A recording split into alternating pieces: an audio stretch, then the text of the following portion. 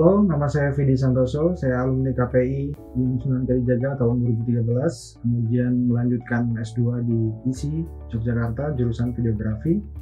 Belakangan ini saya lebih banyak terlibat di dunia film dan juga iklan. Kamera, audio, and action!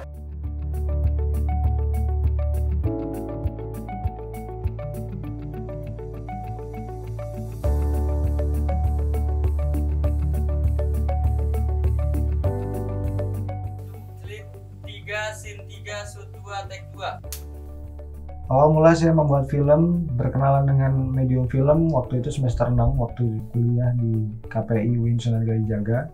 Saya masih ingat betul waktu itu kuliah sinematografi yang diampu oleh Pak Sutirman Eka. Saat itu kita disuruh untuk membuat film pendek. Disitulah saya merasakan bahwa ternyata ada medium lain yang bisa kita gunakan untuk bercerita. Kemudian berangkat dari situ saya dan teman-teman kemudian banyak melakukan eksperimen film pendek dengan mengikuti workshop dan akhirnya saya melanjutkan pendidikan di S2 ISI Yogyakarta jurusan videografi. Untuk konsentrasi yang saya geluti atau saya tekuni, saya lebih banyak bergerak di penulisan skenario dan penyutradaraan.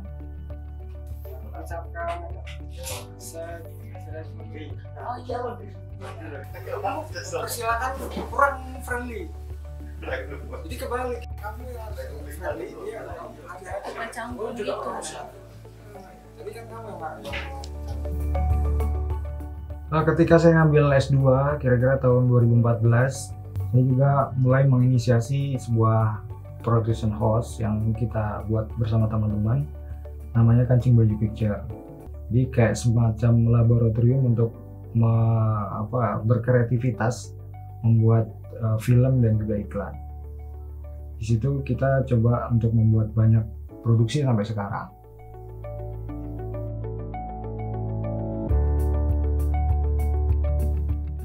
Kancing Baju Picture ini terinspirasi dari fungsi kancing baju saya gunakan. Misalnya sekarang saya menggunakan baju ini, tanpa ada kancing ini dia tidak disebut baju dan fungsinya tidak bisa menutupi tubuh kita.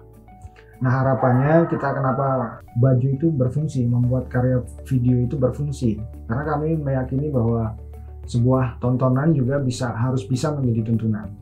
A'udzu billahi minasyaitonir rajim. Bismillahirrahmanirrahim. Yasin wal Qur'anil Hakim. Innaka laminal mursalin. Menurut saya film adalah kolektif creativity yang melibatkan banyak departemen dan keahlian, di mana misalnya ada penyutradaraan, ada editing, juga ada divisi kamera yang tidak kalah penting. Dalam hal proses produksinya kita akan banyak melakukan kolaborasi kreatif, bagaimana kita melakukan negosiasi ide dan akhirnya bisa ditonton menjadi medium penyampai pesan. Tahapan produksinya pun bervariasi dan juga cukup panjang. Yang pertama kita sebut dengan tahap praproduksi, kemudian tahap produksi dan tahap post produksi. Di tahap praproduksi ini masa di mana ide di-develop atau dikembangkan, di mana kepekaan kita melihat realitas, terus mengembangkan menjadi cerita, kemudian mencari pendanaan untuk mensupport biaya produksi kita. Setelah itu kita membuat banyak rencana, treatment gambar, treatment properti dan lain-lain. Setelah siap, mantap, semuanya cukup, baru kita lanjutkan dengan tahap produksi.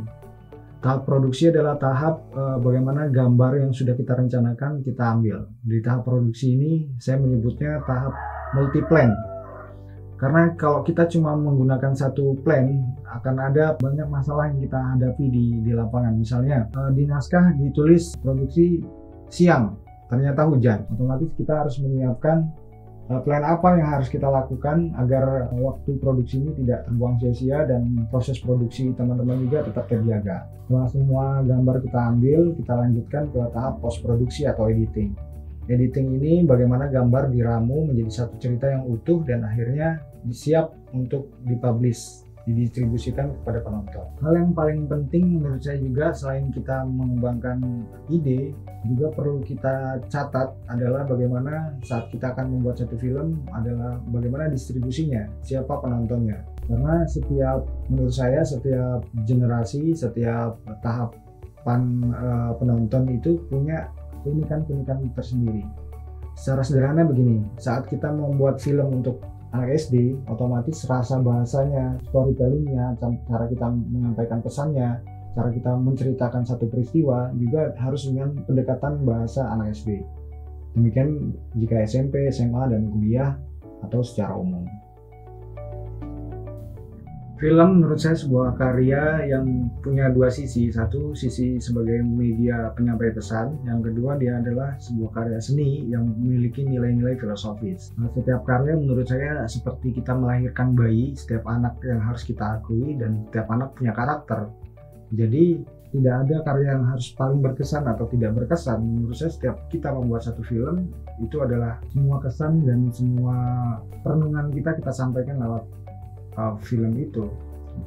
Ya seperti anak kita sendiri, setiap anak punya karakter yang dia punya orientasi sendiri dan tidak bisa kita bandingkan. Misalnya saya membuat film untuk anak dengan saya membuat film untuk sebuah NGO misalnya, atau saya membuat film dokumenter, atau dengan saya membuat film fiksi, saya bandingkan mana yang lebih baik. Tidak, karena setiap karya memiliki penontonnya masing-masing. Justru bagaimana impactful dari karya ini, apakah tersampaikan dengan baik atau tidak, nah itu yang kita evaluasi dalam setiap proses produksi. Kalau menurut saya production house itu layaknya kendaraan untuk kita menuju sebuah tujuan. Nah kalau tujuan saya sendiri ke depan harapannya bisa membuat film panjang, berkolaborasi dengan banyak pihak dan semoga mendapat pemberian. Buat teman-teman KPU Sunan Kalijaga, saya bermula dari situ, kemudian bagaimana teman-teman saat ini mengembangkan diri. Karena dunia kreatif kita sangat luas, kalau kita cuma ngandalin ijazah, kita akan kandas.